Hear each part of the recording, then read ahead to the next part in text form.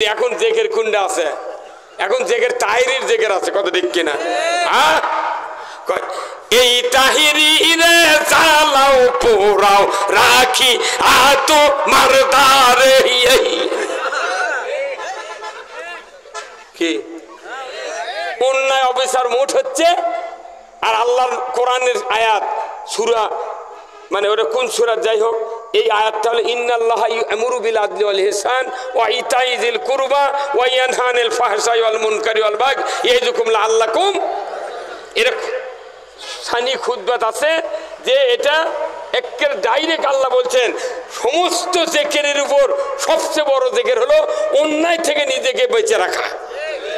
সেই জিকির না করে উই খালি চোখ মুজে জিকির করছে আর গান করছে। কোনো বক্তৃতা আমি দেখলো না, তাহিরির বক্তৃতায় কোনো একটা আয়াত নাই, কিচ্ছু নাই, খালি জিকির আর জিকির, জিকির আর জিকির। ইস, এরপরে আল্লাহ বলছেন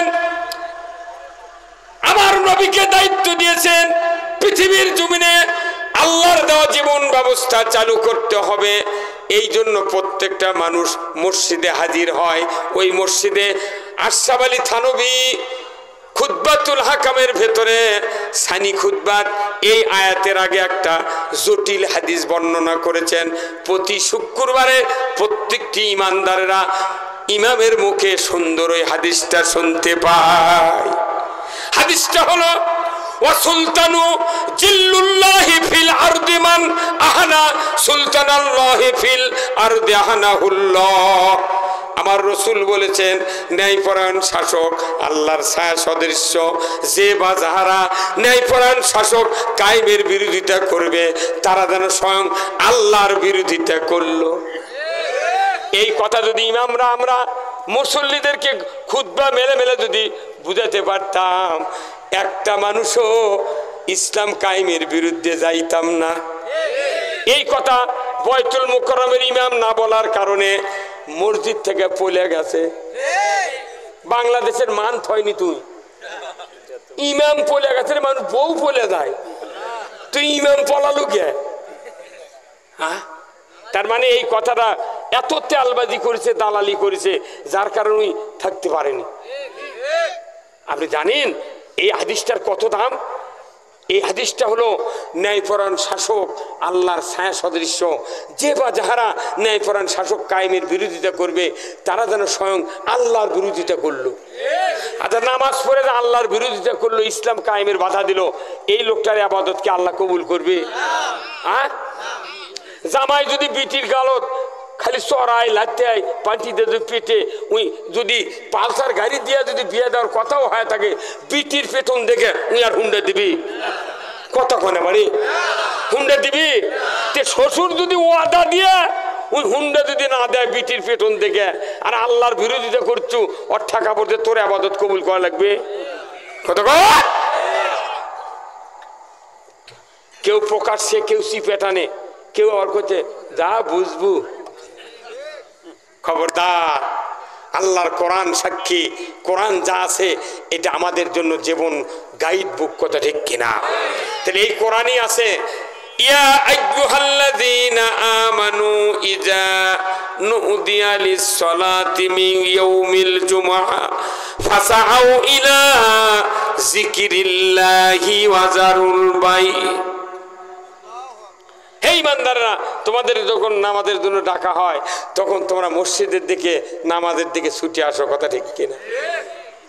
আমাদের দেশে 1825 বার বছরে আজান হয় মসজিদে। কতবার? 1825 বার একটা মুয়াজ্জিন আজান দেয়। ওই আজান শুনে শুক্রবারের দিন আসে যত মানুষ, অন্য আজানে আসে তার 10 আনা মানুষ অ্যাবসেন্ট আর 6 আনা আসে।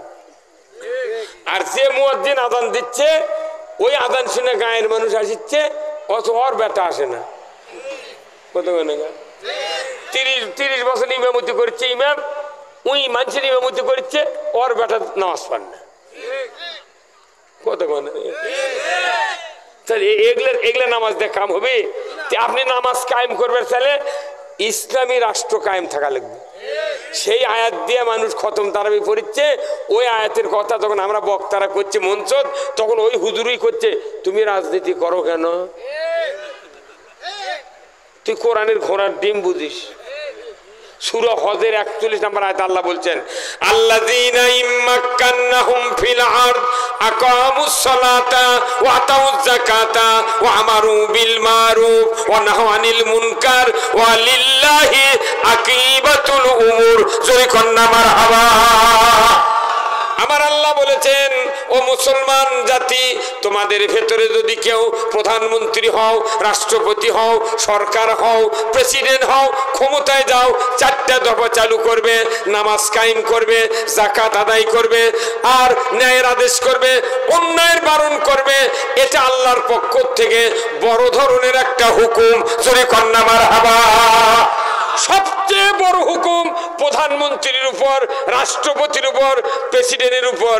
নামাজ কায়েম করো, যাকাত চালু করো, তুমি ন্যায়ের আদেশ করো, অন্যায়ের বারণ করো।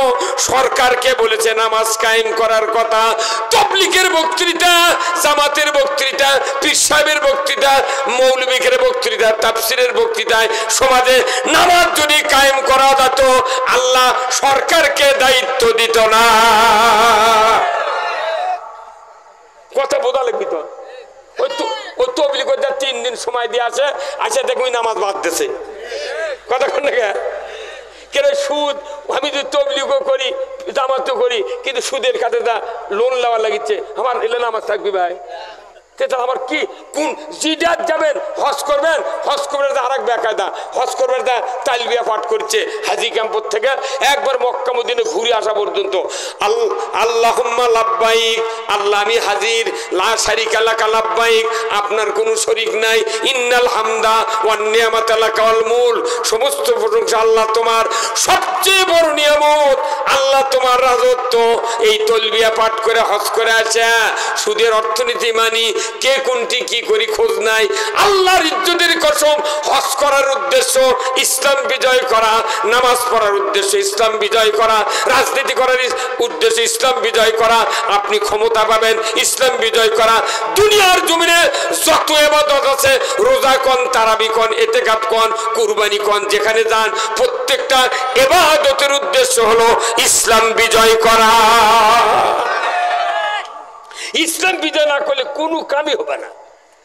হাজার হাজার মানুষের বেটা বেনামাজি নাই ভাই। তো এদেরকে আমার বক্তৃতা কম হচ্ছে? কোন নামাজি হচ্ছে ভাই? আমার বক্তৃতা নামাজ সরকার আইন করবি, আজ থেকে নামাজ 5 ওয়াক্ত ফরজ করা হলো। যে ব্যক্তি নামাজ কাজা করবে, ফেতরা পরিমাণ 6 ওয়াক্ত, 420 টাকা, 70 টাকা ফেতরা, 420 টাকা জরিমানা দিবে একদিনের। আর কেউ যদি নামাজ কাজা করো, তাহলে 2.5 ঘন্টা করে হাজুত, 1 ওয়াক্তের জন্য 2.5 ঘন্টা, তাহলে 6 ওয়াক্তের জন্য 15 ঘন্টা হাজুত। তুই পারবো বাবা? 15 ঘন্টা হাজুত খেতে পারবো ডেলি? 420 টাকা জরিমানা দিয়ে পারবো? কোথায় আব্বা পারবো না। তাহলে তুই অজু করে তুই জুম্মাত মুয়াজ্জিনক ডাকে লিয়ে যা। সরকার যদি আইন করে আগামীকাল থেকে নামাজ কায়েম করা হলো, যারা নামাজ কাজা করবে, ইমাম সাহেব এবং মুয়াজ্জিন সাহেব আপনাদেরকে দায়িত্ব দিলাম, যারা যারা বেনামাজি আগামীকাল 8টার মধ্যে 5 বিবি থানার ওসির কাছে তালিকা দিয়ে দেন। চেয়ারম্যান মেম্বরক দিলে ওরা কোনো তালিকা দিবে না, ওরাই নামাজি লোকের তালিকা দিবে। আর যদি মুয়াজ্জিনক ইমামক দেয়, ওরা তো জানে কে কে বেনামাজি। এখানে মুয়াজ্জিন আর ইমামক ভার দিলে রাতের 4:30টায় হচ্ছে ফজরের আজান, 3টার থেকে বেনামাজির বাপ মা বউ চল ডাকবি, আব্বা ওঠেন জুম্মাত যাবেন না, তাকে ধরে নিয়ে যাবেন আব্বা। কতক্ষণ? ওরা 3টার সময় উঠে 3:15 মধ্যে অজু করে মুয়াজ্জিনের বাড়িতে ডাকি, তোর মুয়াজ্জিন কবি এইভাবে এত শিখে কি ঘটনা কি কোথায় আজান দেবেন না? তোর কোথায়? আমি তো মোবাইল অ্যালার্ম দিয়ে থুজি, আমাকে ডেলি মোবাইলই ডাকে। তো আমি তো উঠমোসে 4:15 4:30 আজান, এখন কে করতে চলেন অজু করে মসজিদে যা বসে থাকবো না। এই হচ্ছে আইন দিয়ে নামাজ কায়েম করবে, এটা কার কথা? আর নামাজ যখনই কায়েম করবে চাবেন, তখন যাকাত আদায় করা লাগবে। এই গরিবেরা এনজিওর মাল খাচ্ছে, কিস্তির টাকা দিচ্ছে, গরিবের কোনো সুবিধা নাই। যখন কুরবানি আসে এই বাংলাদেশে কোটি কোটি গরু পশু জব হচ্ছে, কিন্তু চামড়ার দাম নেই। গরিব মানুষ যদি টাকা পাবি তখন করছে 15 দিন আগে কুরবানির 15 দিন 1 মাস থেকে করছে ট্যানারি ফেল। এবার চামড়ার দাম নেই, এই 45 টাকা ফুট। কতক্ষণ গরিব টাকা। এইবার কুরবানি দিছি 4.5 মণ গোস্ত আছে আমার এক গরুর, ছেলা হয়নি। আমি আবার গরুর চামড়া না খুললে চামড়া বেশি না, বুঝছেন। ওই মুজুসি যায় ই চামড়া কিনে এসে করছে হুজুর কত দাম। আমি একে মাঠের নামাজ পড়ে আসে সকলের শেষে জব করি। আমি কোনো মানুষ জব করার জন্য ওই গোস্ত কোটার জন্য আমার 3 বেটা 3 জন লাগে আমরা ওগুলো করি। তাতে আজকের 12টা বাজে বাজবে না। কি করছেন আপনি কতক্ষণ? তো এখন ওই খোলাই হয়নি, করছে হুজুর 300 টাকার দাম দিবেন। হ্যাঁ বা আমি এখন কিছু কম না, চামড়া খুললে তুই আসরের পর আসিসনি। ওই আর আসেনি বারে, কি বড় চামড়া আসেনি। আমি না পারে সেই চামড়া একটা মাদ্রাসা দিয়ে পাঠানো, কমই মাদ্রাসা হাফিজে মাদ্রাসা। তো আমার বিয়ে হচ্ছিল গোস্ত দিবার কোন বিয়ে এটা মাদ্রাসা দিবেন। ওই চামড়া মাগরিবের পর 700 টাকাতে বেশিছে ওই মাদ্রাসার। কত টাকা? 700। ওই যার কাছে বেচিছে ওরই নাম্বার আবার আমি ওই লোকের থেকে নিয়ে ও কি ফোন দিয়ে খুঁজি, ভাই আপনি কত দিয়ে বেয়েছেন? করছে 1250। তারপর কোনটি বেয়েছো তুমি? কোথায়? আমি বগুড়া দত্তবাড়ি ওই কালীবাড়ি ওটি চামড়া আড়ত আছে ওটি দিচ্ছি হুজুর 2400 টাকা দিয়ে। তাহলে উই কোনটি বেয়েছে? করছে ঢাকাত ওর নাম্বার দে। করছে ওই নাম্বার নেই। আমি কোন তাহলে উই আবার কোনটি দেয়? করছে ইন্ডিয়ার যায়, বাংলাদেশের চামড়া পাকা করার কোনো মেশিন নেই, ওই ইন্ডিয়াতে আছে। তো ওই চামড়া ভারতত গেছে তখন বিক্রি হচ্ছে 7,500, আর পাকা হয়ে যাচ্ছে বিক্রি হচ্ছে 10,500। 10,500 টাকা যে চামড়া এখনো সেই এক চামড়ার জুতা বিক্রি হচ্ছে বাটা কোম্পানির 1 লক্ষ টাকা। কাল্লার চামড়া দিয়ে 6 জোড়া স্যান্ডেল বানায়।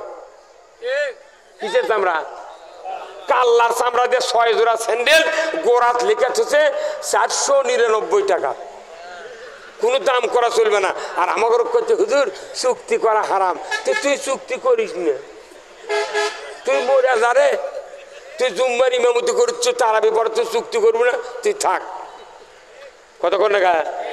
তাহলে গরিব যেটি টাকা পাবি সেটি টাকা, এই টাকাগুলো সব বড় বড় ব্যবসায়ী বাটা অ্যাপেক্স তার পায়ে শু ওরখানে গোডাউন যাচ্ছে ওগুলো টাকা। আর গরিব যেটি চামড়া পাবি, গরিব ওই 300 টাকাতে 20 টাকারে খাসির চামড়া 20 টাকা। কতক্ষণ? 20 টাকাতে খাসির চামড়া বেচে কয়জন গরিব দিবি কন্ত? ও কেসি দিয়ে কাটা লিখবি, তাও হবে না। কেসি দিয়ে কাটলে টাকা নিবি, কি অবস্থা। তাহলে গরিবের জন্য আল্লাহ 4টা খাত দিয়েছে, একটা চামড়া, ফেতরা, জাকাত, ওসর। কতক্ষণ টাকা?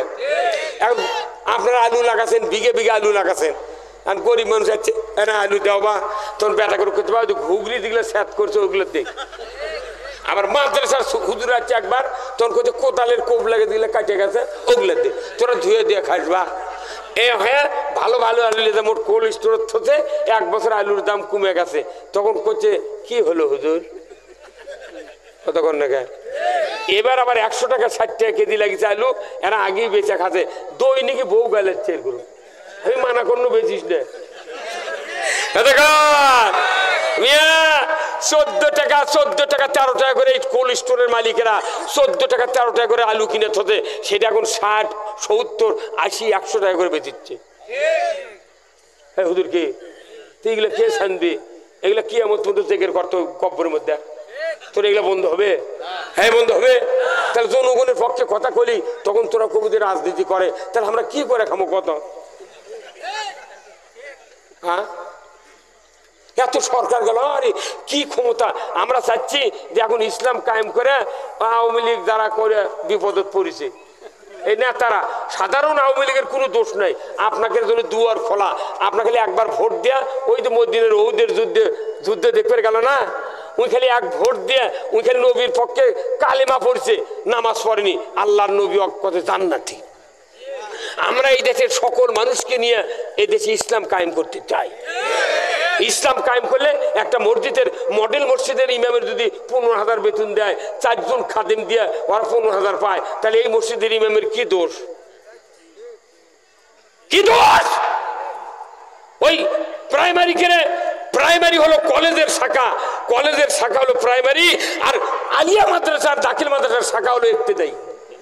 তাহলে প্রাইমারির বেতন হয় আর ওই ইবতেদায়ীর বেতন হয় না, তাহলে এটা কতখানি বৈষম্য। তাহলে আপনি বুঝেন না, আপনি সব বোঝেন। এক বেটাক 10 বিঘা দিয়েছেন, আর এক বেটাক 5 বিঘা দিয়ে কোন আব্বা তোর জন্য খালি দোয়া, আব্বা তুই 10 বিঘা পাইলি হনি, তো 5 বিঘার জন্য আব্বা তোর জন্য খালি মুঠি দোয়া আল্লাহ, এই কয় যদি বেটাক দোয়া দেন, ওই রাত্রে আপনার খুন্তি দিয়ে মাটি খুঁড়ে কাল্লা নিচি দিয়ে পুঁতে থাকবে। তুই বিটিক দোয়া দিলে বিটিক আব্বা আপনার কিচ্ছু চাই না, আপনি হজ করে আসেন তো ভেউ ভাও লাগবে না। বিটিক দোয়া দিলে বিটি সহ্য করবি, তোর বেটাখানা দোয়া দিয়ে ভেউ কম দিস, তোর মাথা পুঁতে ফেলে দিবি।